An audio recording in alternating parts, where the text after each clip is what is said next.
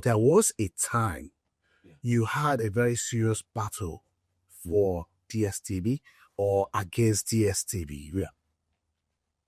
Can you please narrate to us what that was all about and what transpired? And there was an issue in the Actors Board nationally. Then somebody brought the whole 36 states to my office. That the 36 states chairmen and their secretaries were kicked out of the hotel room for XY reasons between them and some escorts, big escorts and all that. That was what got me emotionally traumatized. Like, why it was Escorts from where? the Board of Trustees, stuff like that. Okay, the Actors Guild Board of Trustees. Okay. I asked them what the problem was. They told me what the problem was. The Constitution says 10 years, but these people want to make themselves life Board of Trustees. I thought it was wrong. In the process, they came back to me, sir, we are the actors, we are the 36 states. These are just a few escorts. Please be our president. I had to take the cable stations to court. Why are you not paying my people? That was when I heard something. What did you hear? Nigeria is deep. Just some people are being settled.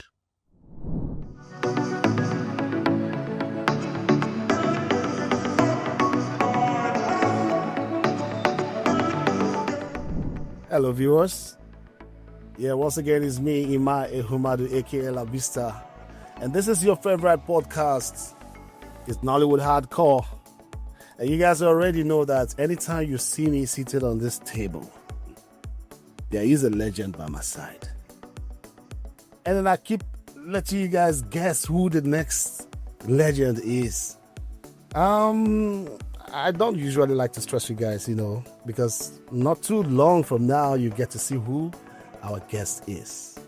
But one thing is for sure, he is a legend. And using the word he means that he's a man.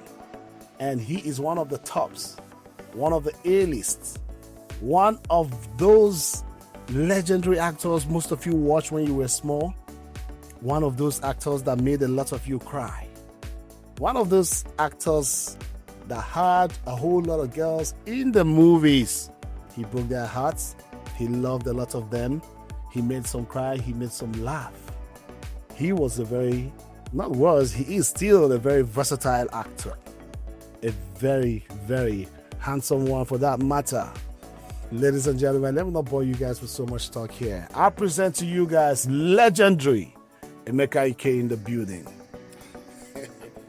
I mean, they still got those songs. Hi, man. How you doing? Oh, good, bro. Nice. How you doing, man? I'm here. I'm good. It's good to have you in the studio. Same here. It's good to face you. Yeah. So, guys, listen, yeah. I must tell you guys that it took me a whole lot to drag Emeka Ike into the studio here. He's like a very fast-swimming fish. I threw him the hook, he swims around it. I throw in another hook, he jumps around it. I keep throwing this hook. But because he's a very nice guy and my friend, we've known ourselves for a very long time, he decided to honor me today. And today, right here in the studio, we are going to be talking to Emeka Ike from the very beginning. Like you guys always know, we start from the very top. This is one of the things that makes our podcast very different from the others. We are not hammering on a particular question, but everything about the legendary actor seated before us here today. And without wasting much time, we're going to kick off, Mr. Emeka. Of course, everybody knows you as Emeka Ike. But one thing that I know from experience and from every other guest that has been on this show, there are other names that people do not know. Third Samuel. What? Third Samuel. Third Samuel. Emeka. Chukwuemeka. Third Samuel. Ike. What do you mean by third Samuel? I've never heard of that before. I know about Samuel. What is the third about the Samuel? Because my mother didn't have a male child for a long time. She was having female kids. And by proxy, my father happens to be the Onishiala, the Opuruzowere Oke in our community. Opuruzowere Oke means the first man to speak in that community. So they wanted him to have a male child. A male child. So it was an issue for her. Then she, being a Christian, became the Anna herself, Presidency star. So, and she kept looking for a male child. First one, female, second, female, third, female. We're going to kick her out. Then she started fasting, started praying. Then one day in the church, Assemblies of God, 111. No, the Assemblies of God by Winnie's. That church, Assemblies of God Church. By Winnie's? Yes. There in Surulere? Yes, that was where I was. That's where you were born? I was prophesied about. Then I came. Then I was dedicated there. Oh. Okay, prophesied about, okay? I don't know what pastors do these days. That's why perhaps like I'm trying to be slow about church now because I'm seeing church as a different ball game because I'm a church boy. That's why you don't see me do so many things that we do. You don't see me hopping around because I still have a check. You know, so my mother got so crazy and she was cleaning the church. She was fasting, dry fasting. I need a male child. I need a male child. It happened in the Bible. It should happen to me. Why is it not happening to me? And she was so crazy. It's called dry fasting, like no water. Wow. She went as far as she goes 40 days, and we pity her when we grew up to find her doing this. So she started with that with me before I came about. And one day, that's that woman that go to church and sweep the church. Sweep it in the morning. Every morning is like her job. She just wanted to just do it because she believed it's going to work for her. So in that church in Surulere, Assemblies of God Church, right? Then the preacher was preaching. It was a crusade for women. And they said, if you want a child, please come to the front. Come to the front. And a lot of people came out. If you want a male child, go to the left. Oh, yeah? Yeah. Then if you want a female child, come to the right. And they all came out. So somehow, 9 months later, the 5 women that came out for male children came and dedicated 5 male children. Oh, wow. Yeah. So they named them 1 Samuel, 2 Samuel, and I'm 3 Samuel. There is a 4th Samuel somewhere in the world now hiding, maybe living in deep sin, or maybe a bad guy that don't know his birth traits, or a good guy, a wealthy guy. That's another 5th Samuel. So that was how we're dedicated.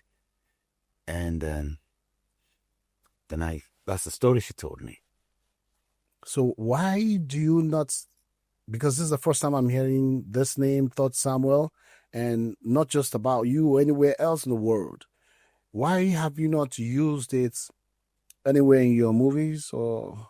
It's my private personal special name. Well, no, I have some companies that I use just 3 Samuel for private companies. Oh, wow. And so it's my private thing, 3 Samuel.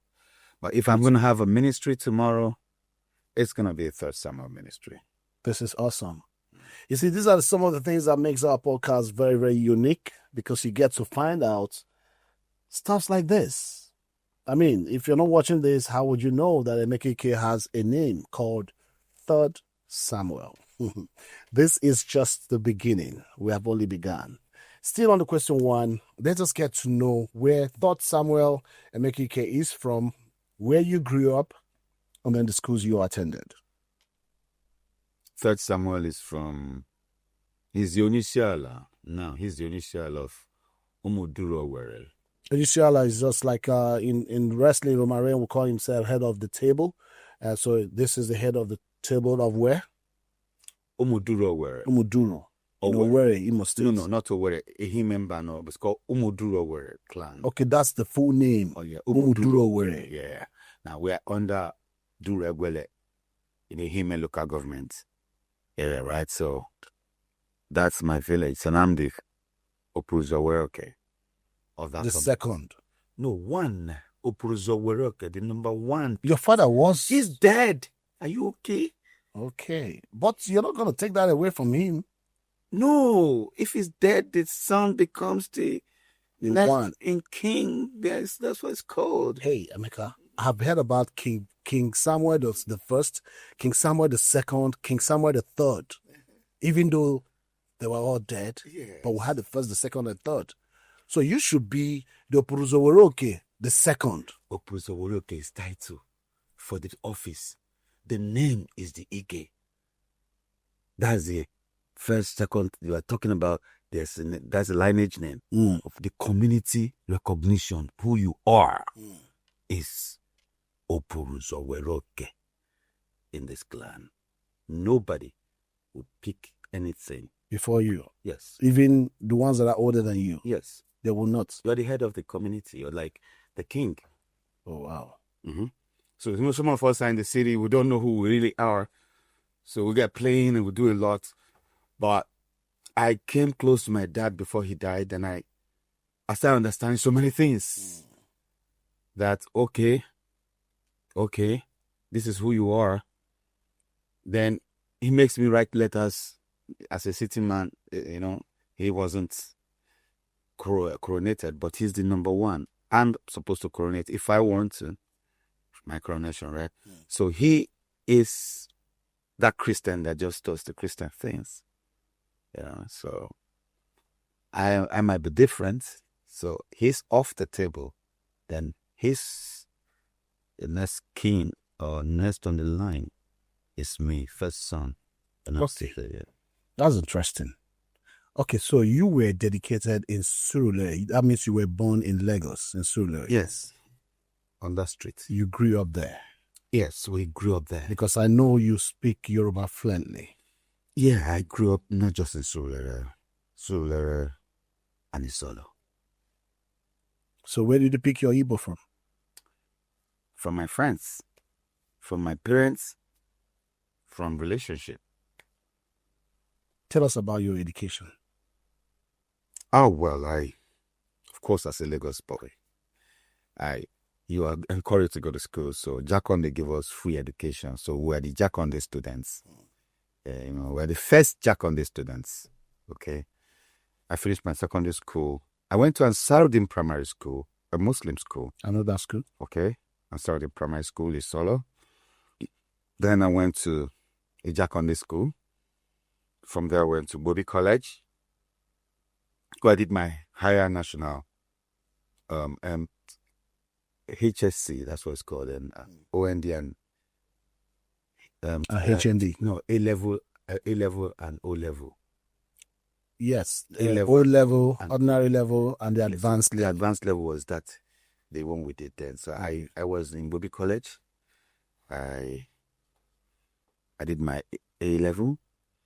Then I went to School of Basic Studies, Agidingbi, opposite Cadbury. It's now a technical school.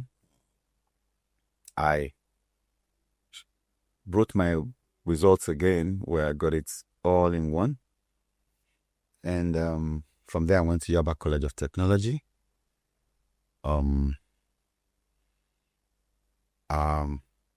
did my OND.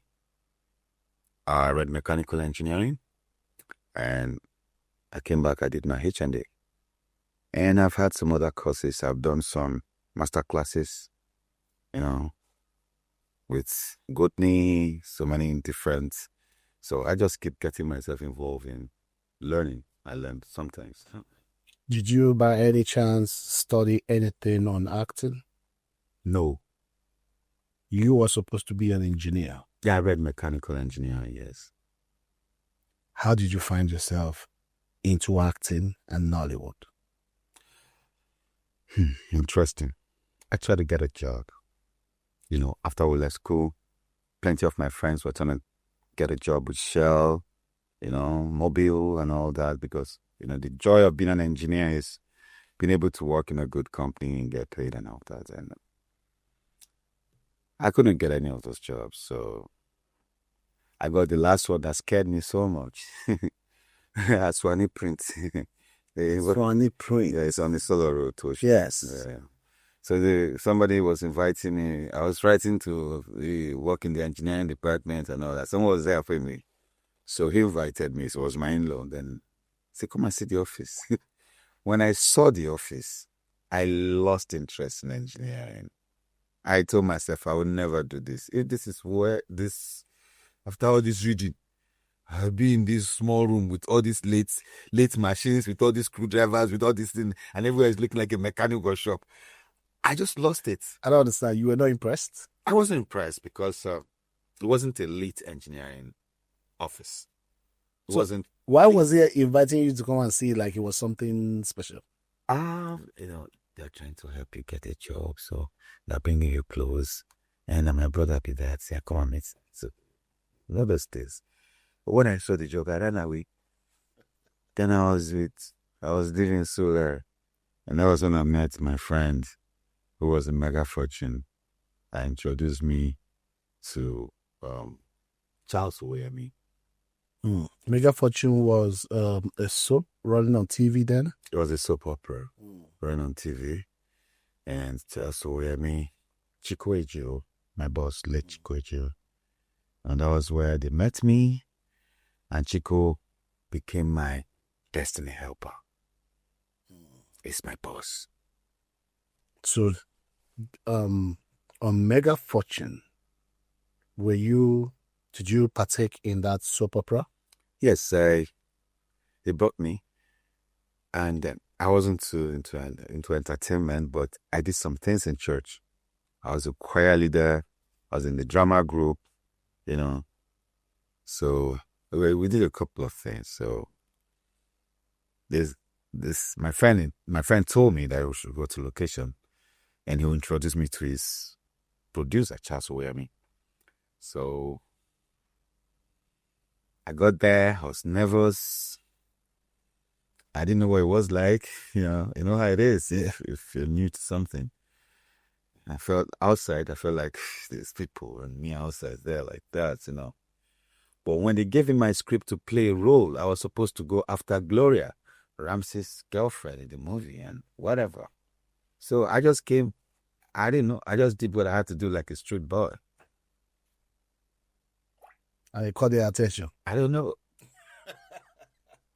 Then the next time they said, okay, you're going to have a fight with him coming out of this restaurant. With who? With Ramsey? Yeah. Coming out of those collectibles on Adino Gusan that year where I had my office in the studio, that street. And I said, okay. Then I used to hang my bag like that and then motherfucker this shit. So I was calling, I was like, fuck. So the guy was so excited. So Charles was like, hey, where I come here, Charles Oyemi. I don't know if he's late. Yes, I'm not sure. No, so boss, may God bless you, Uncle Charles. And I just did that. I didn't want to take it as a career. It wasn't like I was looking up to coming back or going back, but I just did what I had to do and I just moved on. Then my friend came back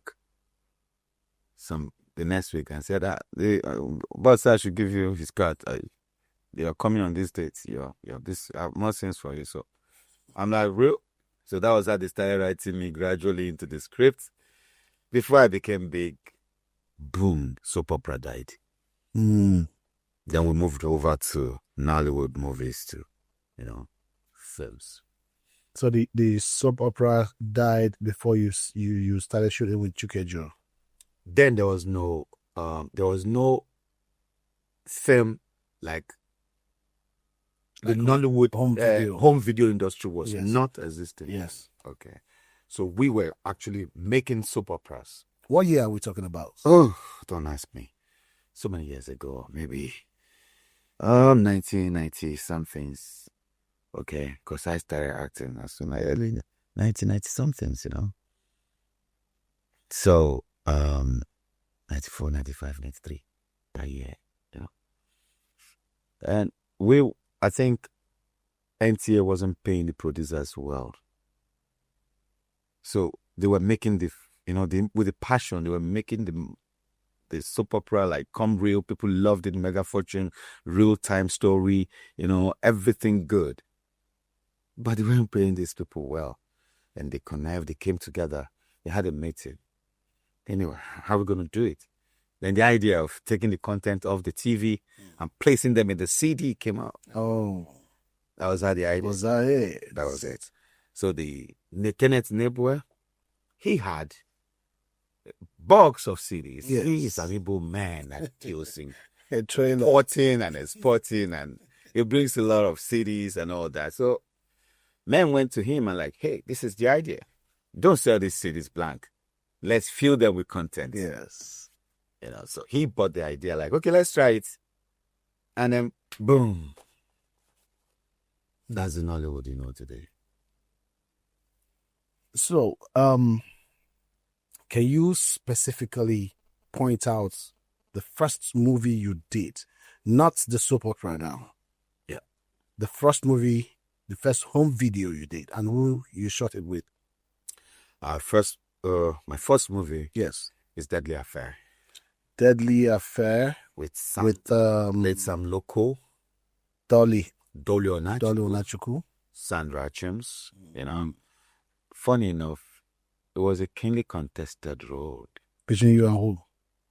Sent to be contested. It was a big that time. We don't take audition in kids. Yes. It's in kids club. I'm aware of that. Yeah, Sent to be was there. Ernest to be was there. Okay, Bakassi was there. Wow. Emeka Ike was there. then I wasn't a name. Some other names, big names. I'm trying to remember their names. But I think what worked for me was that I spoke English, Yoruba, and Igbo. So plenty of my other Okoro brothers Who couldn't they couldn't speak speak into any of those languages? They couldn't speak Yoruba. So that's give an aid, but they were well talented. So that was the break. That was my icebreaker. That was your first, and that was your icebreaker. Was huge. Would you still say that was the movie that put you on the spotlight? I won't say any less, because without that movie, I'll be nowhere. Deadly Affair was huge. Yeah, like Sam Loco was like, everybody was like, I came one Imego. What does that mean? Ooh. It's a past story. His wife left him where they were in the village and then moved to Lagos. This moving on things. Yes. And she moved on. A long time, after a long time, then his first son went to hustle in Lagos and got a sugar mommy taking care of him. Hello, man. Very rich sugar mommy. Hello, man. So this woman is punishing me. I don't know why she hates me like this. Plot his father from village, some local, late time local, comical man, very exciting man to do it. So he came to the house. He said, I came on. You're living in this kind of house. Even if they kill you, why you go complain? Oh, even if they kill you, why would you complain? So he was practically giving his son the go ahead. And when we got inside the house, it was his ex-wife. Whose ex-wife? My dad's. That's my mom. And she was in a relationship with me. She was trying to kill my girlfriend because she loves me so much, Sandra Chims. And that was what I wanted to report to my dad. That was my mom. So that was the boom. So it's hit Nigerians then. And ever since then, it's been lit. That's a crazy storyline. I still remember that movie, Deadly Affair. I still remember watching part of it, even though I can, bring all the storyline on his head now. Yes, I can't remember. But I still remember it because I remember Dolly Onachukwu was like a sugar mommy to you. Yeah. Yes, I remember that movie. It was a big one. And then after that moment, that was how you put on your wings and started to fly in Nollywood. Who let the dogs out?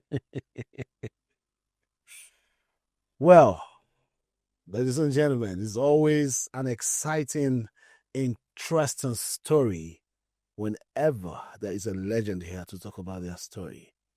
But before we take this short break, we are going to look at the screen and we'll bring to you guys one of Emeka Ike's classic oldies. For some of you that still have memories of some of the movies that he has done in the past, I'm sure by now some of you are already thinking, oh, I remember him in this movie. Oh, this movie of him. Oh, some of you will remember his left hand, where he will fling his left hand. Remember I told you they said male children go to the left side. Yes. Could that be why Is that why you came out with the left? Well, you will be the one to tell us. I know, I'll be nice kid. Anyway, let's look at the screen and get a feel of Emeka Ike's bit of acting in the past.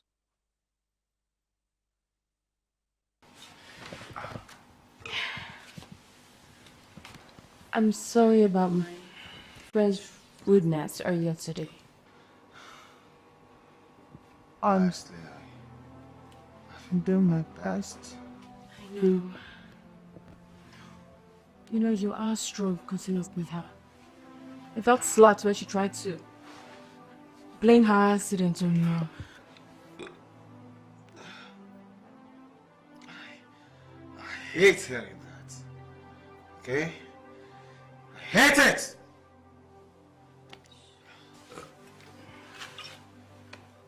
Missed you, Dennis.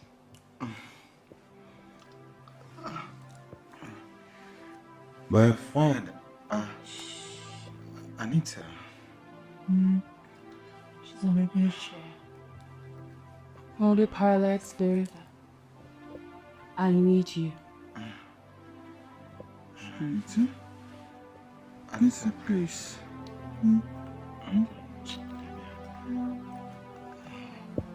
Anita. Anita, please. Anita.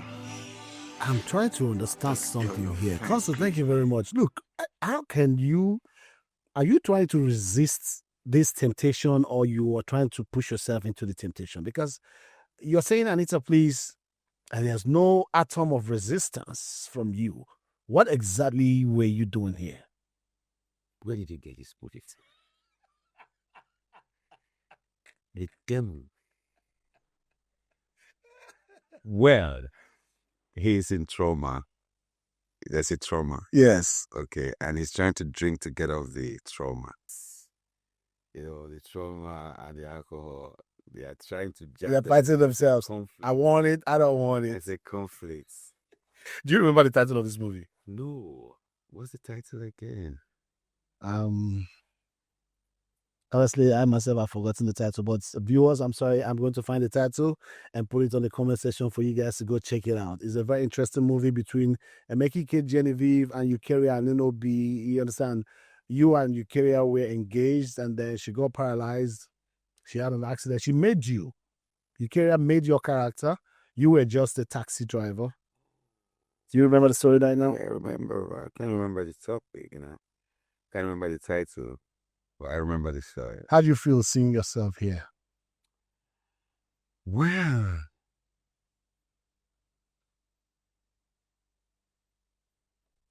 I just got used to it. The nostalgic feeling? No nostalgic feelings, because I've accepted what I'm doing. And I do it for a purpose. I do it deliberately. So when I see myself, all I could look for is like a footballer watching his football match. So you want to know where he made a mistake. I shouldn't have done this or that. So I don't even have time to watch the movies, but sometimes I watch. I get excited to see myself playing good roles sometimes. It's exciting though. That's right. Between you and Ramsey Noah, who would you say did more movies with Genevieve? Because I remember those days, if we're not seeing you and Genevieve on a poster, we're seeing Ramsey Noah and Genevieve on a poster. Who would you say did more movies with Genevieve? I'll prefer you go online and do the research. I would not want to join issues with you or anybody. So just do your research. If you figure out that, just Google, put the names there, you know, and you get your answer. You don't need to ask me. So you don't quote me here.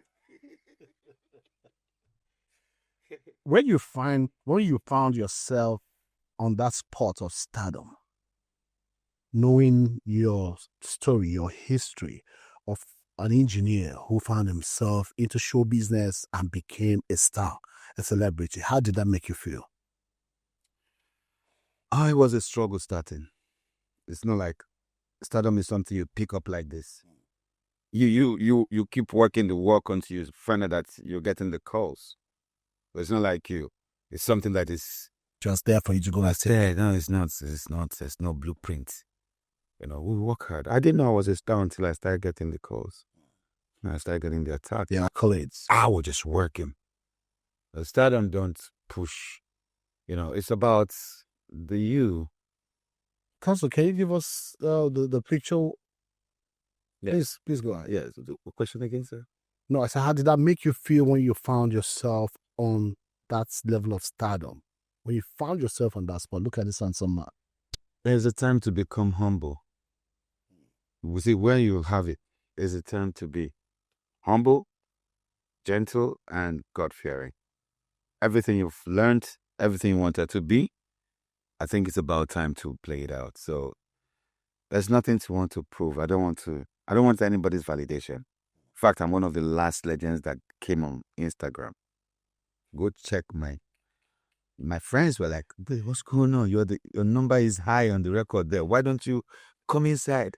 I'm like, I'm already having, nightmares with the crowd in the home video seg. Now getting into so I didn't want that figure because I really don't like showing whatever I do. I don't want to say, hey, I'm building. Yeah. It's me, man. It's me, Emeka Ike right there. The boy, Emeka Ike and shit. I don't do it because when you have gotten to the point where God has led you, He led you this far, it's time to go through reappraisal. Then you begin to check yourself, check your balances so you don't fall. So first thing I did was become humble. And I talk to everybody. Sometimes you don't feel like, so you don't see that ego of, yes, we're here, man. So no, I don't have it. I don't need it. So that was the first thing I did to myself. Then I became more daring to my job. I started building the brand, doing everything that has to improve my brand, but with the caution of who I am as a church boy. You understand? So I don't go to that club. I want to stay there till next day, go back again, go back to the club, go back to the club. I'm the guy that will go to the club once and then maybe I leave on time, it, and I never come back. Not that I blame guys who go to club, but that's my origin. So it gets to a point where your origin takes a grip on you. So you begin to ask yourself, why has God made you this big? Interesting. Viewers out there, I want to believe that you guys are having a beautiful ride on this podcast with our legend right here, Emeka Ike. We are just going to take a short break to end this first segment.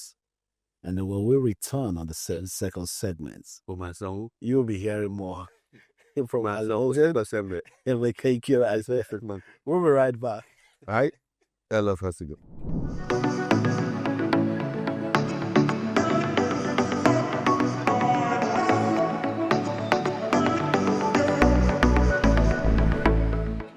Welcome back, ladies and gentlemen. This is still your favorite podcast, Nollywood Hardcore, and I'm your host, Labista, right here. And I still have my guests, a super guest right here, Emeka Ike, thought somewhere. From now and so on, it's not somewhere, but that's gonna rule. That's super cool. But I'm saying something here. What will you say? Was bad part. I don't know about that. Well, I'm a nice guy. Like, everybody knows I'm a nice guy. When I say bad, I'm not saying you're wicked, boy. You're a bad boy. I don't know if I should take that as an accolade. It's an accolade, though. Thank you. So, guys, there's this very distinctive, unique stuff that happened in our Nollywood years back. And you were part of it.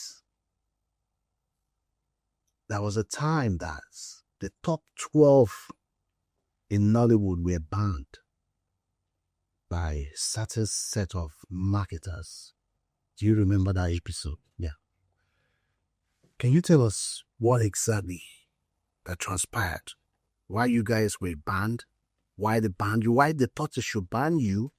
and why the ban was lifted? Can you just start it to us what happened that period? Let's just say there was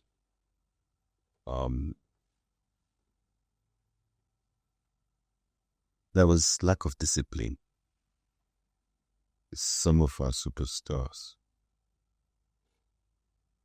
Some comes to location, and in no time, the project for which you've come is not yet wrapped. But you booked another project already, and you're gonna leave.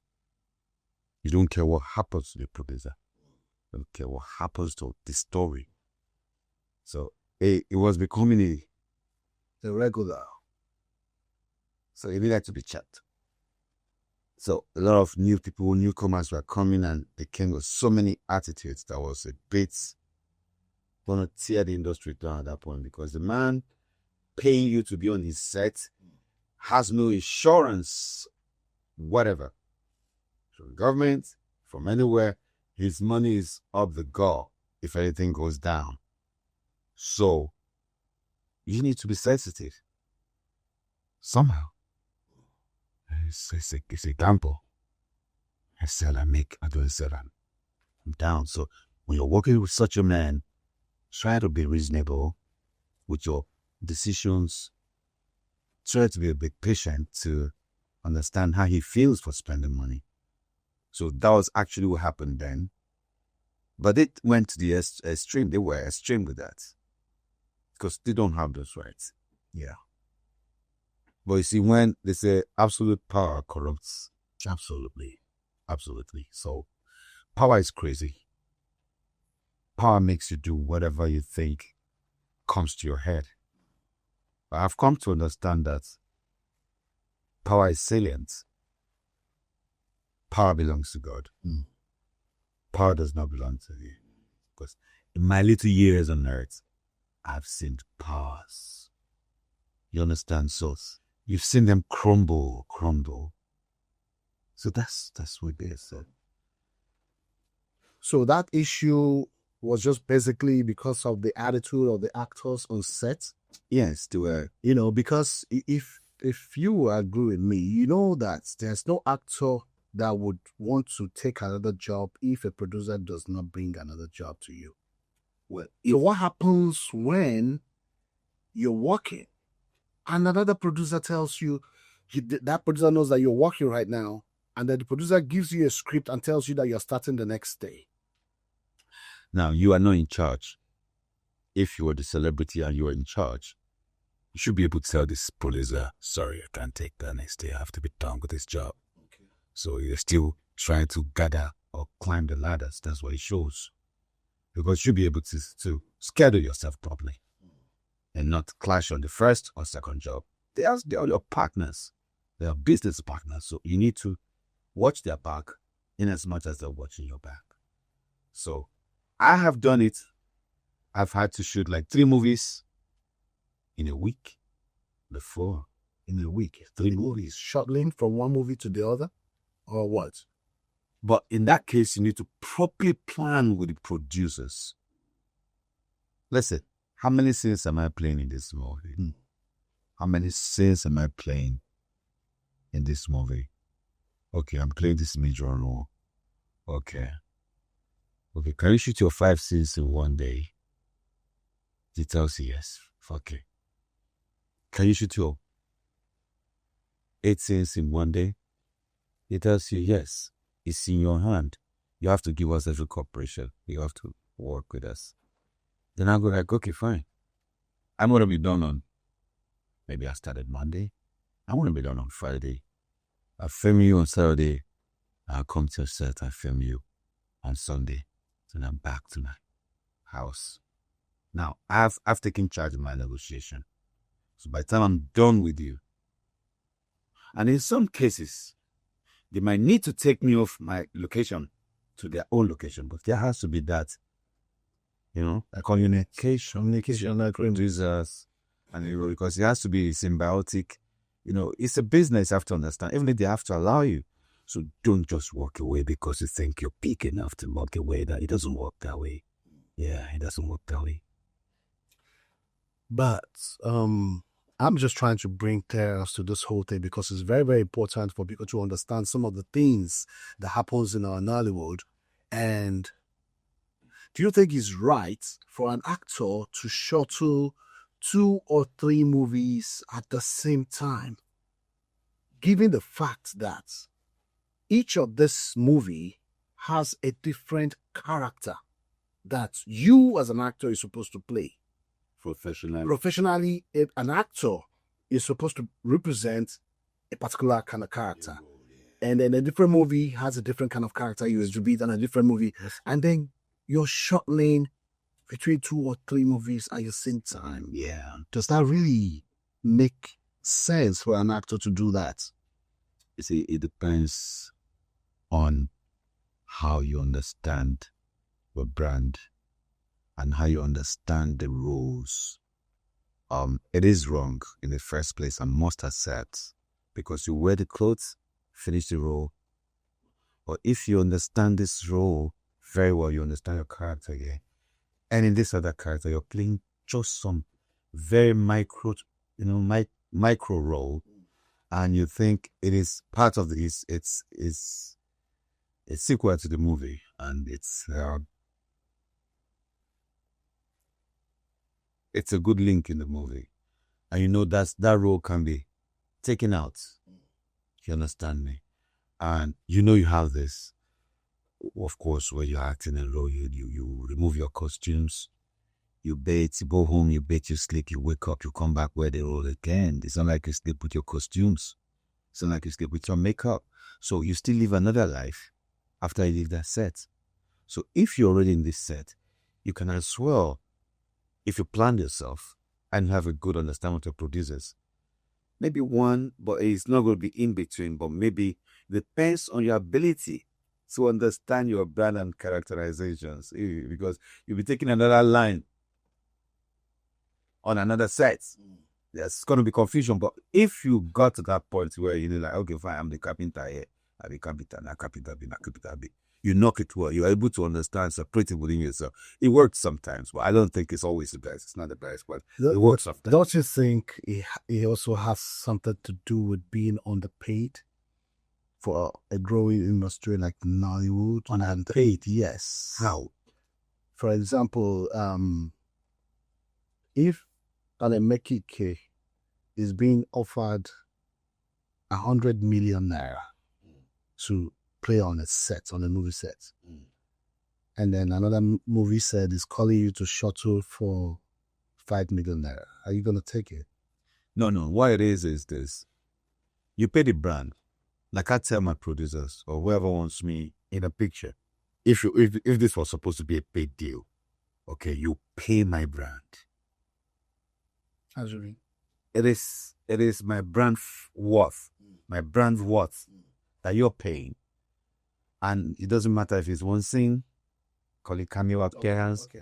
So I make you understand that, listen, this is Emeka Ike, he ain't your flick. So you would pay for Emeka Ike. I don't care, because when you start running your advert, I will even be picking on the poster. Hello? You won't hide me. You're going to make me big on your poster, on your flyer. So I'm a branding, I'm a marketing, tool. So pay me well. So I always charge properly in Nollywood industry. And let me say this, okay? I'm one actor that if I'm charging £1 million in the industry, nobody gets me for 950. And that was why at a point I became the highest paid at a point in Nollywood. Because you were strict? Was a simple realization. Okay? It's like what are they paying for?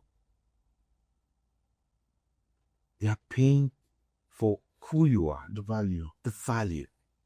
So you always want to make it's a new world. You have to define it that way. It's a value. So now when you I got a gist from the market, and someone told me like, the moment you come down, everybody's gonna keep coming down with you. And I was like, okay, I heard this one.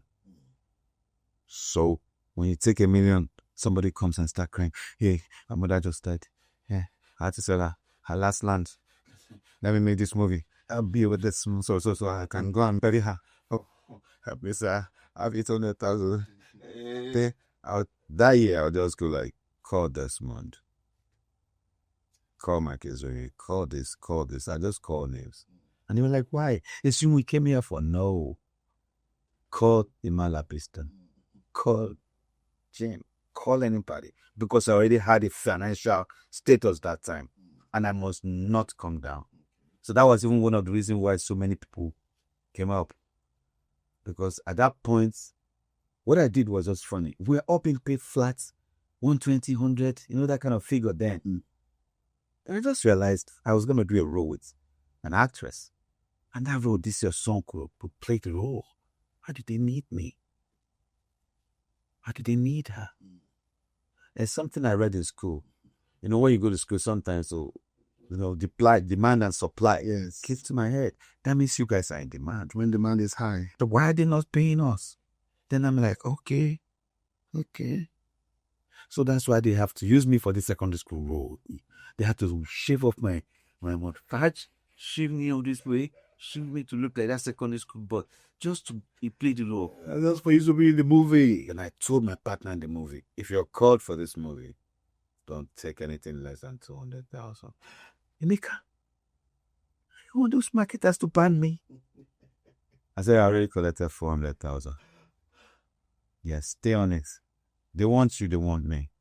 And that's what I found. So stay on it. Stay on to. And that was how she collected that 200,000. And from there, it's been like that. The price hike. Do you think was it not still part of the reasons why that ban happened that time? It wasn't price hike. You can't force me to take your figure.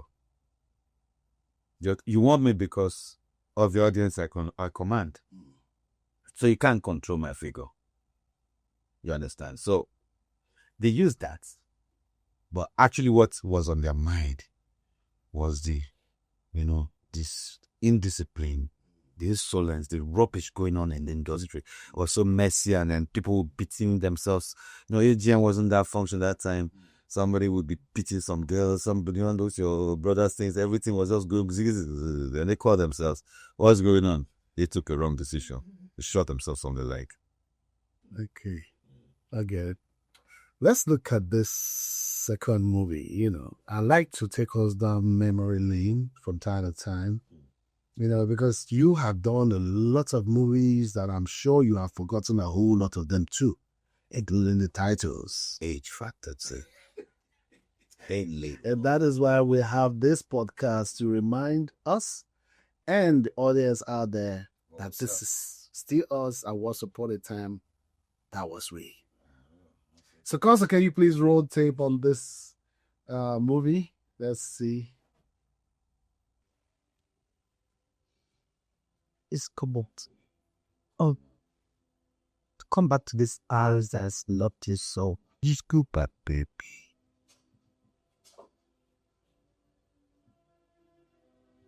Had a nice one that year.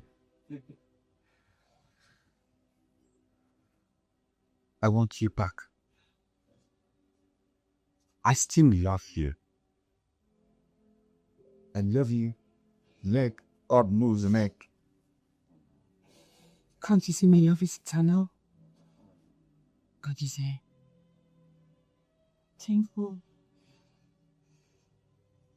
I should have spent more time loving you. Oh no. I should have placed someone above of you. No, it doesn't matter. I still love you, Loretta. I've loved it. I did it, but this stuff doesn't exist. It doesn't exist. We have both touched love. What? Touching love. Keep touching love. What? You remember when I told you some time ago that when you touch love, sometimes you let it go because it doesn't live up to You fẹ́ boy, symptom. But he's a swap boy.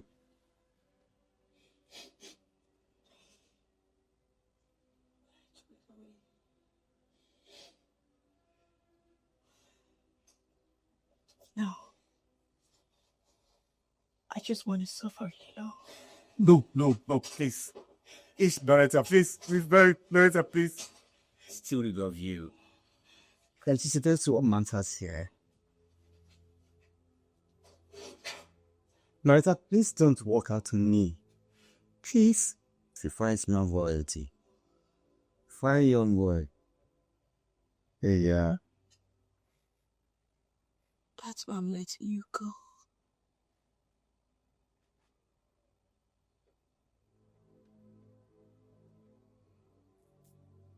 Goodbye, Temple. Stop, no, don't grieve me, Loretta. No.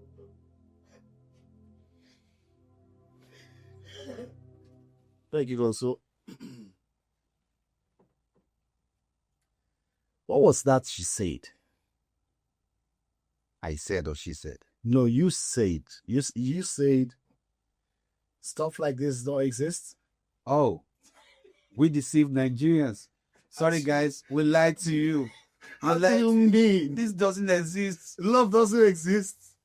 Is that what you say? Not in this. Do you know how my fans call me every day and say, what? You misled us.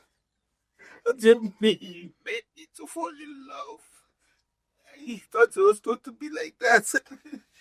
Look, but would you blame the actors? Because listen, this were scripted, and the actors. Look, I must give it to us. Nigeria has some of the finest actors worldwide. Looking at you and Omotola here, and the expressions of love here. Why would you think that love does not exist or love should not exist? You can paint a picture. You can paint a vague picture. But it doesn't take it away from being vague. It still remains vague. That is love, okay?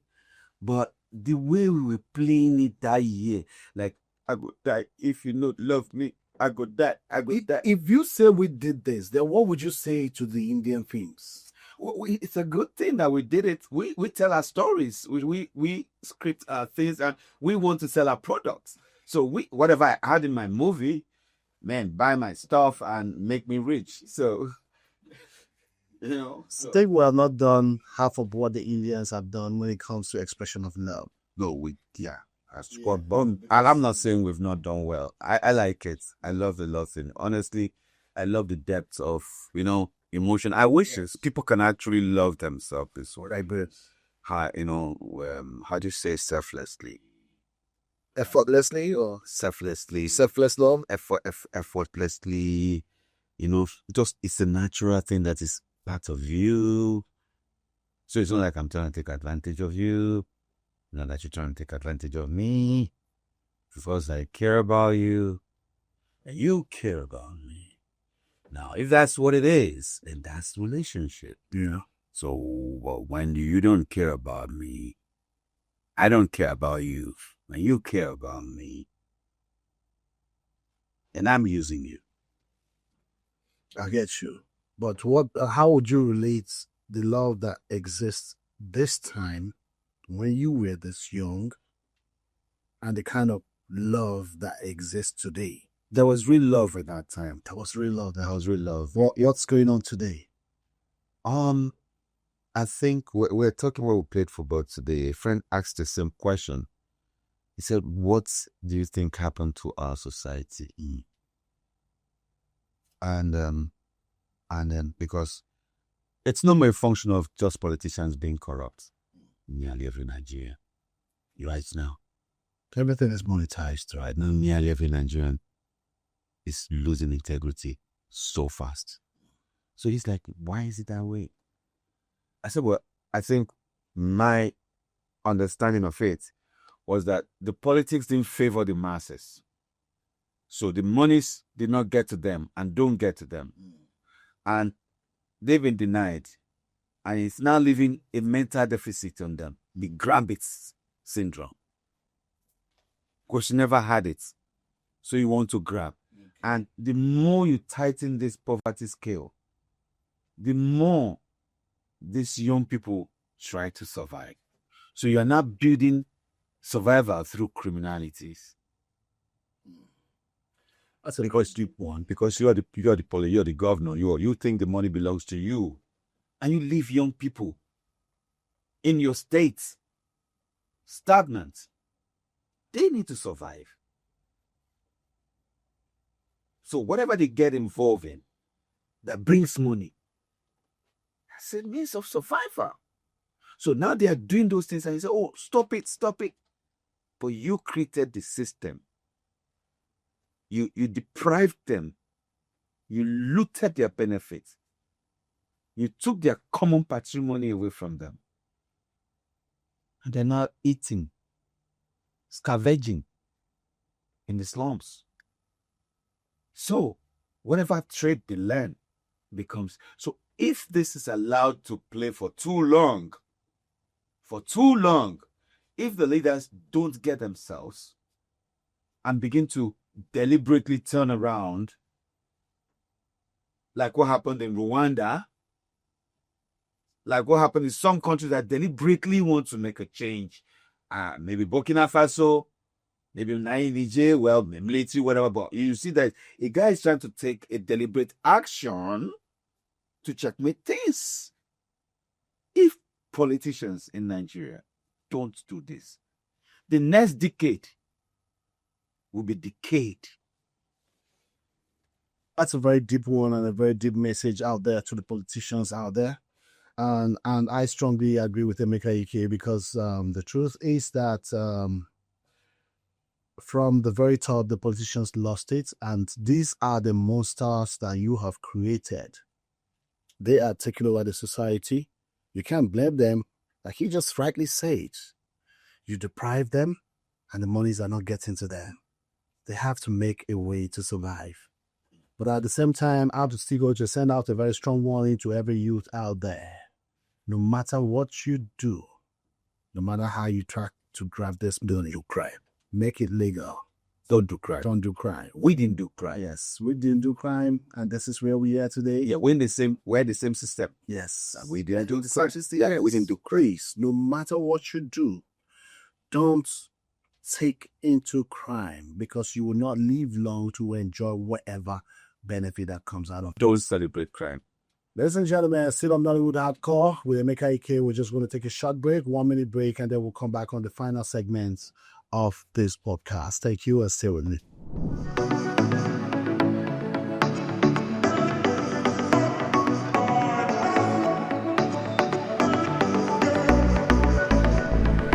Hello, gentlemen and ladies and viewers out there. It is still Nollywood Hardcore, the legend's untold story. And we are hearing first hand and first class from the legendary Emeka Ike, still here with me in the studio. And we're just going to take you guys on this final ride on this podcast. Mr. Emeka Ike, you know, you and I would know ourselves for well over 25 years. And aside knowing ourselves, we also have some personal, we run things together. So some of the questions that I ask you are things that I know. Okay. Yes. So that's why I'm going to ask you this particular question now. But there was a time you had a very serious battle for DSTV or against DSTV. Yeah. Can you please narrate to us what that was all about and what transpired? What were you fighting for? Okay. I was in my office, and there was an issue in the Actors Board nationally. Then somebody brought the whole 36 states to my office and complained to me that the 36 states chairmen and their secretaries were kicked out of the hotel room for XY reasons between them and some escorts, big escorts and all that. That was what got me emotionally traumatized. Like, why it was Escorts from where? the Board of Trustees, stuff like that. Okay, the Actors Guild Board of Trustees. Okay. So I I asked them what the problem was. They told me what the problem was. Okay? Well, the constitution says 10 years, but these people want to make themselves life product trustees. And I felt, because I'm always like, is it just? Is it right? Is it wrong? I thought it was wrong. And first I had to take care of them, put them in hotels, all of them. They sure they eat, they ate, took care of them. Then the next day they came back, we had a meeting. Then they told me all their problems. That was how I took the whole course up, because like an activist, I don't like people cheating people. You know that. I speak out. Okay, so in the process, they came back to me, sir, we are the actors, we are the 36 states. These are just a few escorts. Please be our president. I didn't really want it. But please, sir, you're doing it. We are stranded, we know those kind of help us. Then I took the case of myself because I was a bit connected, have boys who love me, the 36 states, coming up to be part of my force. That was huge. Was that why you decided to run for AG and presidency at that point? I wasn't the one. They pushed me. I was not running. They are the ones that said, you must be our president. The 36 states, because of this fracas with them and their board of trustees. So the 36 states said, be our president. Emeka Rollers calls me the people's president. Okay, so what I did then, I did it for the people. Then in the process, I discovered some things. The actors, films, we make movies. You guys are shut down our jackets. So you sell us through cable. But you did not factor us into that whole thing. That was the crime. As you mean by factors in? Let's get a clear answer on what exactly you were fighting. Every work of art that is exhibited anywhere in the world, at any time, in time, not just the actor. Every participant, crew that played or performed must be remunerated anytime there is a revisit of that job for commercial purposes. Okay? This is a UNESCO law for arts. So even if you didn't sign a contract, and some big company are able to make you understand, hey, they have jobs on rights that you have and giving you a small paper. So, by rights, you are supposed to be properly paid, but they're not going to pay you because they want to shortchange you. You understand me? So, and I discovered that the new medium wasn't paying us. Like when we sell our jackets, we get paid. But here, you see our movies on cables, we're not paid. They're being the head of the association at that point. When, it was a passive acceptance. I was always traveling and they help, so I do most of the things on the phone. I had to take the cable stations to court. Why are you not paying my people? That was when I heard something. What did you hear? Nigeria is deep. Just some people are being settled. So we don't get what we're supposed to get. So that means till date, because nothing still comes to the actors till today. I had to leave the fight.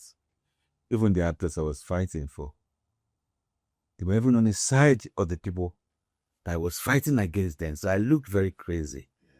You get it?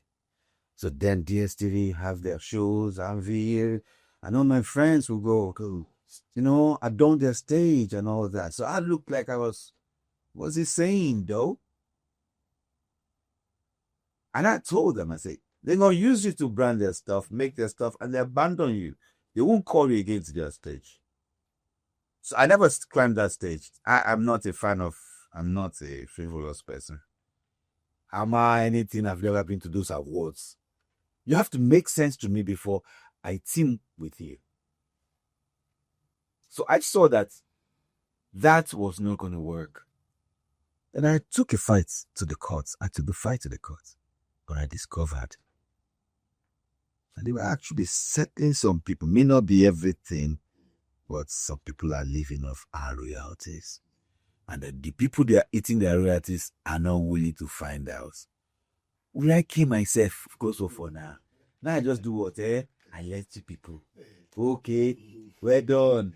On our way done, this your royalties. They will eat your royalties till tomorrow. Till next year, they will eat your royalties. Because you will not. For that said, you Nigerians are suffering and smiling people.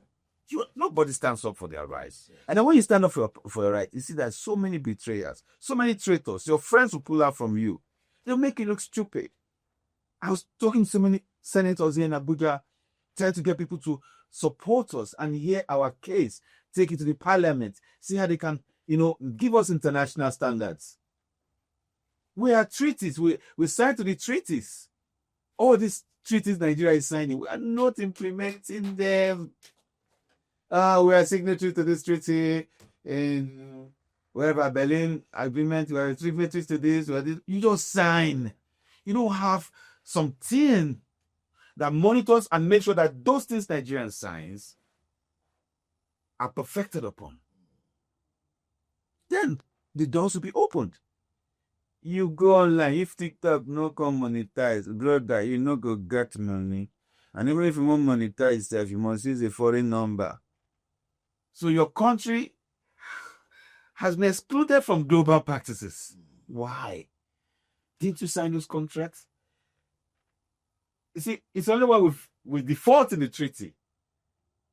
Then they come with their views. And Nigeria say, there's a treaty they signed. I think they say, they'll start looking for money to pay for the default. But you sign a treaty and you don't set up an organogram that'll make sure that treaty works. So we're going to be here for a long time. Yeah, because I was following you up then, and then at a point in time, I noticed that you had, stopped the fights. You gave up. Actually, I knew you gave up. Yeah, because of you, exactly. Because of my colleagues. So this is just a perfect opportunity, not just for me to know, but for everybody else out there to know, and our colleagues too. Oh yeah, I didn't name that. Industry. Yeah, no. I was called to come and say anything bad. Everything you did was in order. We're supposed to get what is due to us because you cannot find this kind of thing in the Western communities. Bro, I spent over 12 million, my hard-earned million, fighting for the whole actors. 50% of them were in the camp of the people I was trying to fight to get the money out. And then if this is were structurally, followed, and my colleagues teamed with me, bro, everything will have been affected. All right, moving forward, before I ask you the next question on my question list, I want to quickly go over to the audience because before now, we were TikTok live. I like to carry our audience along, and I usually give them opportunities to ask 3 questions to my guests. And I think I have 3 questions for you here from a lady called Premium Villager. And the first question here, she says, what movie that you have done previously would you love to remake in 2025? 7 to 12. 7 to 12. The prison story. As a movie you produced? Yes, 7 to 12. Every condemned criminal, they get killed between the hours of 7 a.m. and 12 p.m. I love research a lot. Where did they get that from? That's research. So within 7 to 12, you already within that period, you're dead in there already. And you don't know the day they are coming. So it's like, if you hear steps, if you hear any movement, you have jokes, you're already about to die. Because they come in, they pick anybody. So I made a story in that to make people understand that, look, it's easy to say, nothing will happen, it increase the man. No, we talk about it increase, and the person falls down and dies. It don't big basic. When I enter that place, you can't understand, see, I should have cautioned myself. I should have controlled myself. So we need to tell stories that let people see themselves and the way they live in the society. And I think it's a very fantastic story. You should not let go. I think you should look into it and make it come to pass. Uncle Jacob. Okay. Let's see. I will work on that. All right. Second question here is, who would you choose to play you in a biography of your life? Which actor, past or modern, would you choose to play you in a biography of your life? Maybe Junior Pope. He's resting in peace. Yeah. So give us another name. Rest in peace, Junior Pope. Yeah, he's a free soul. He was. For you to be able to play me, you should have that freedom that Junior Pope has. Junior Pope is faith. So if it was widely loved, well, everyone. He loved everybody and everybody loved him. He loves a lot. Junior Pope can play. But he's resting in peace. Who would you rather do? You want to reinvent me? If you are, then tell me. I'm not late, man. I'm alive. No, I'm talking about the person that you want to play you right now. He's late. Yeah. But we're not casting for a role, but you asked it's a name that could have fitted it. But right now, I can't see. I'm asking you to choose from the living. Wow, living.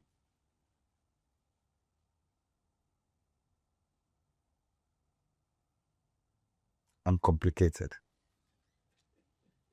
So they might not understand how to play me, so. Okay. Quickly to the third question. What advice would you give your younger self about the industry? What advice would you give your younger self about the industry, about Nollywood? Yeah, man, know yourself. Wherever you find yourself in Nollywood, you find yourself in the army, you find yourself in the police, in the bank, wherever you find your trade and you find you're doing your business, man, know yourself. So my advice was the one that changed my life. I was already going up the ladder. I didn't know I was already a star. I was very playful. So I didn't know who I was. I didn't know that I was about to hit. I was close to the crest and everybody knew it, but I didn't know.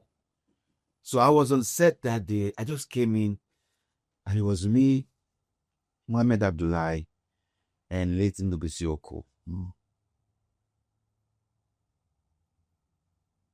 He was looking at me. Director, we're about to shoot. Then he started crying. I don't understand why I started ever crying. He was crying. So everybody was hurt. So, excuse me, Emeka. Excuse me.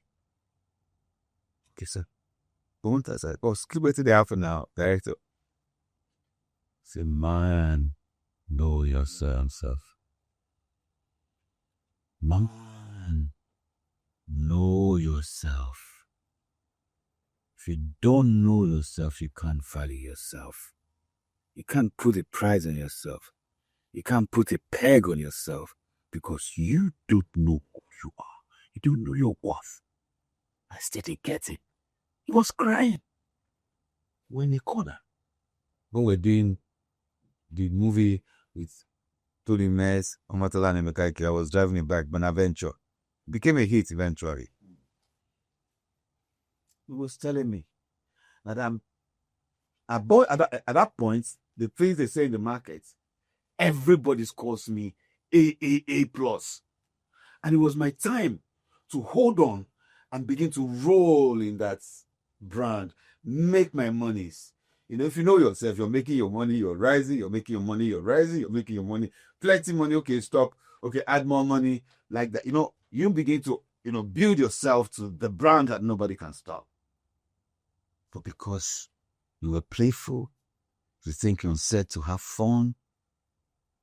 They think it's all about the play on set. Yeah, the money is there. The money is coming. They're so excited. But be ready. Never get yourself. When you get yourself, you go understand properly. So he made me understand that. He mentioned some names of big actors. I won't call their name. He said, they are not in your league. I respect these people. Emeka, I'm in the market. Everybody wants you. But you don't know who you are. I asked him to give me 5. And I sat to think about that word for a while. I think I started making sense out of it. Then I went back to my hotel. Then it was time to stop so many things. Stop hanging unnecessarily. See to it. Your script or nothing. Hey, pay this much. Boom. First class, business class. Boom. Put me in this 5-star hotel. Boom. And I was delivering what you want. Because I've now realized who I am.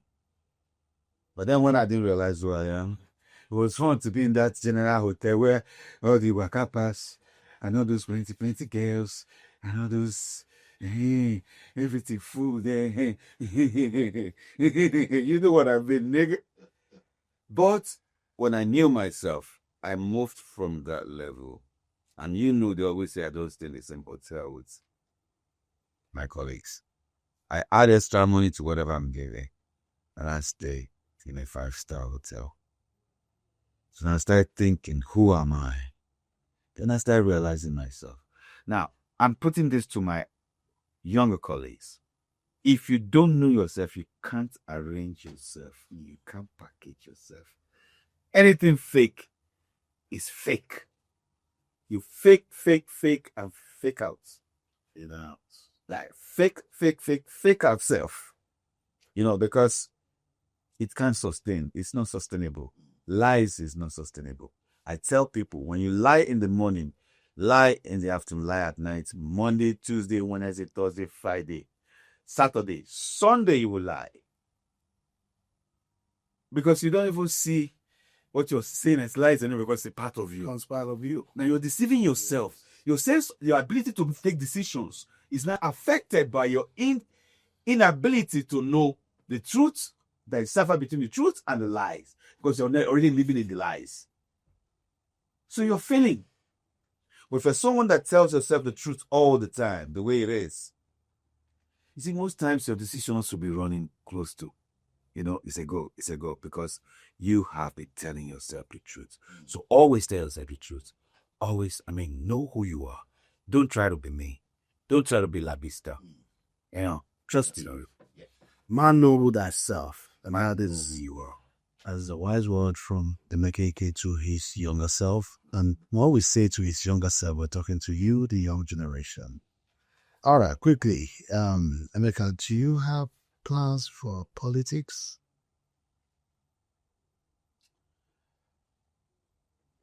Like I told them, a leader. Natural leader. So, in my community, I'll take care of my people. I'm expected to do things in my community, right? Solve issues, win fights, and take decisions, do things and not. So you are naturally a leader. Is that like you taking the first steps into politics? Yeah, sometimes that means you're naturally made to lead. And one day, if I have the opportunity, I would like to affect the lives of my people. And that can only come through politics? I'm doing the little I can, but politics has budgets. And the problem Nigerians have is that the budget don't get to the people. You understand me? You want to change that narratives? We can. I hear what some people are doing. I don't want to call names. I hear what Natasha did in her community, investments here and there. when you invest in your people, they will love you. Do you understand me? So you need to, The governor of Abia State, what do you think about him? Alex, this is, you see, that guy, he came from the mainstream. And that's why perhaps we're having the best from him. He's a man that has seen it. He's not a hungry man that is desperate for money. He's a man that keeps money for people. He was a man that keeps money for people. So he knows about money management. So when he throws any project out there, people scream because he's been into project supervising and all that. So I love what he's doing. And I wish all the Southeast governors, not just the Southeast governors, the governors in the country. No, there should be challenge. There should be challenge. You dey fuck with your state, okay? We can do my state, right? Can they start competing that way? You understand me? Let me do my state, right? So I'll do this. When you're talking, I'm not my level, man. You're not my level. Come to my state. Can they get to that point? And not making it, see my private jets, personal things. That's where we depreciate. I have a place in Germany where my family, I have a place in Germany. So what makes them good? What makes them good? The mayor of my area stays in this flat where everybody is. Everybody is. We have a wrong idea about leadership. So it's like a new profession that you go to make mad money. You go about that. Yeah, that's the kind of ideology that a lot of them coming with, right? So everybody want to get. So is it as a result of poverty or is it the mindset? It's a poor mentality, poverty mentality. You've been living your life on a poor note all your life. So grabbing has become the only way you know. So you keep grabbing. So they feel like the whole idea is just to get in there and grab. It's all about grabbing. Because why are the states not lighting up? Hey, it took Rwanda how many years to hear this story? It was in one regime. It's one tenure, two tenures. In the first tenure, it was already breaking the grounds. What do you mean? Every day we have 50 billion, 2 billion was this. Excuse me, give me just 1 billion. Give me 1 billion. If my constituency, in that state, my name, people will talk about my name for a long time because you're going to make those things happen. Because really, it's not about the money. You want to make these people happy. You want to affect their lives. And you yourself, you have lived a good life. And you're not hungry. And you don't have grabbing mentality. What are you grabbing for? I'm comfortable. I'm at peace. So it will be nice. It's okay. While you were talking, you mentioned Natasha. Oh, good. I want to believe that is Natasha Akpoti, right? The senator from Kogi State. I think I mentioned Natasha. Yes, really. What would you say concerning the issue between Natasha Akpoti and our Senate President, Godwin Akpabio? What is your take on that? Peace. Whatever is hot always comes cold. This one doesn't look like he's getting cold. So the earlier they can resolve their differences and address the issue between them, the better for the both of them. Right. They need to sit down. They need to talk to themselves. Like I say, man, know yourself. Woman, know yourself. So where will you take the fight to? When are you going to stop? Every war ends on a negotiation table. So you can decide not to fight the war. You can decide to negotiate before the war. You can decide to negotiate between the war. And you can decide to wait to the end of the war to negotiate. So a lot of things will have gone down. So I think the earlier the both parties can come together and understand that they are making a total mess of themselves. I agree with you. Okay, well, let's just leave it to them because they are up there and we are down here. These are up there too, man. You're up there, man. When I walk around the world, I'm known. Most of my politicians Nobody knows them out of the soil. So you don't put me down because they are politicians. No, you are a figure, man. I completely agree with you. It's not about the money. Money don't make you a man. You'll make the money. True. Right, yeah. True.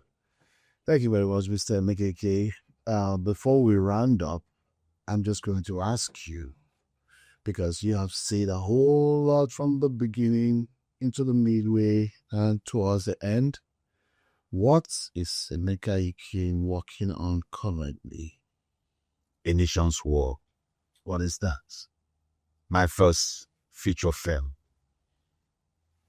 Y'all keep asking, "Hi, Emeka Ike, when you do film now?" So I want to tell a story. And it's coming big. I have someone coming from Hollywood. And I have Gideon Okereke, Emeka Ike, Jimmy John Louis, Labista. Oh, right. Destiny Tico, Ebero Caro, Sydney Diana. I'm just trying to tell a story, but these are the guys staring next. But I want to let the more story out. But I want to shock everybody. Okay. Whatever it is, we wish you the best of luck. Thank you. And hoping that very soon we'll get to see it, because you and I and a whole lot of us, a lot of people call us legends. They call us the bedrock of Nollywood. They say we have bills, Nollywood. And we're not just going to stop there. We're still going to take it to the next level. And I believe that is what you are doing now. Yes, taking you now over to the next level. For you to have a Hollywood actor come into your production. They look down on us, okay, because we make movies to satisfy them, perhaps seek their validation. But when we start making movies just to satisfy ourselves, tell our stories crazily, yes, with the same equipments, the ones they can't afford, you get them. And then tell them, fine, you sure this? Check this out. So I think I want to put something out there for a while. All right, guys, let's watch out for this one. A Nation's War by Emeka Ike is coming through soon. And at this point in time, that brings us to the end of Nollywood Hardcore with Emeka Ike. But before I let him go, Emeka Ike, I have 10 straight questions that I'm going to hit you. You either choose this or you choose that. Between Ghana and Niger jollof rice, which one would you go for? I'm gonna leave that story. Niger jollof rice, right now. Jollof rice anytime now. Pepper the day side. Pepper the Ghana one. I chop Ghana jollof now. Make you talk true now. They all jollof, but there's no spice. In the Ghana jollof. You chop Nigerian Ghana jollof with the pepper. Yeah. But Ghana pepper, Ghana jollof is very nice. Sweet. But it's not spicy. Oh, no, it's not spicy. Okay. The Gige will go for Niger jollof. Second question, between Barcelona and Real Madrid, which one would you go for? No. I don't do football. I don't even encourage young people to, you see, the way they are Barcelonian and Madridian, they are living their career and destiny. Hey, I'm a Baka for life. Baka for life. Who are you? Who are you? What are you doing in your life? Baka ko. Baka ni. I don't do all those things. So it was Andy Amici that caused it. They were playing my best match. This man kept me on a bed on a Sunday, on a hospital bed. And they were playing Nigerian match. World Cup. And everybody was like, you be on the bed. Like, on a Sunday morning. I know go church. I didn't know go to film. Bro, Emeka, please respect yourself, sir. Please lie down, man. After that drill, if I could, after I was able to control myself to get into character, you understand me, and not go, loving. That was the end of football in my life. But I play football, but I don't do all those. Baka. No. Okay. Where would you rather travel, summer or winter? I travel every time. I have my family over And there. which is your preference? Because there's a clear I love winter. distinction between winter and summer. I love winter. Have too much summer in Africa here. I still go Europe again, go summer again. Wait till one year out. All that. Why won't we go summer for Europe? We choke the snow. Okay. Yeah. Which one are you? A lover of reggae music or jazz? Reggae out anytime. Anytime, any day. Anytime. Would you prefer whiskey or brandy? None. You don't do alcohol. My doctor warned me. I only do red wine and sometimes beer. You know, those things are too hot for the singer skill sets. I don't do that. All right. You just told us recently that you just got into Instagram not too long ago, but I'm still going to ask you, between Facebook and YouTube, which of the social media do you prefer? I don't know. I don't know the one I prefer. I'm just building my YouTube channel. Like, I'm making movies like now. Like, before the end of this year, I'm going to make a lot of movies, okay, for the YouTube. So for now, I don't want to bother myself. So that means you prefer YouTube since you're working on your YouTube. I have Facebook. I don't really care about these guys. Okay, in our local Nigerian music, between Favour and Fino, who is your favorite? But Fino is bigger. Flavor is bigger than Fino. And Flavor now. No, who is your favorite? I feel Flavor. Both of them, I love them. But yes, Flavor. Oh yeah, it was Flavor. Okay, I'm sure you know Nelson Mandela, and I'm sure you know Kwame Nkrumah. As an activist that you are, who would you prefer between these two activists? Kwame Nkrumah. Kwame Nkrumah. Between chicken and turkey, would you prefer? Turkey. Turkey. If we have Nyesom Wike and Akpabio chilling, who would you rather chill with? Both of them. Who? Choose one. Fuck you. No. Fuck. No. You are to choose one between Nyesom Wike and Godwin Akpabio. Both of them. No. Motherfucker. No. What you mean? Choose one person. Hey, I sit with this man. I sit with this man. You want me to trust this Choose. man? Yes. No, you're not asking a good question. Now you see why this guy is getting into politics. He wants to keep playing politics. All right. But I'm not going to set me up. I reject it in Jesus' name. Before we leave, usually we like to thank our guests for coming.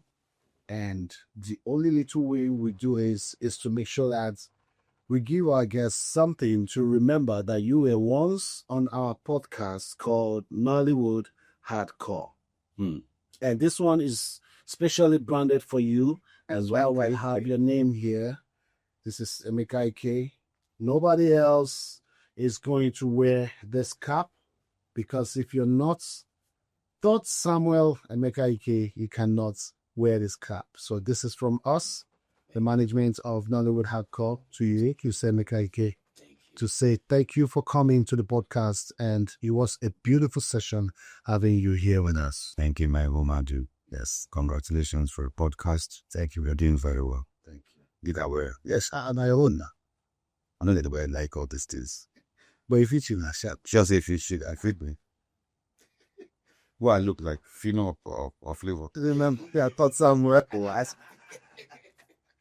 All right, gentlemen and ladies, viewers out there, I'm sure you guys had a wonderful time watching this one.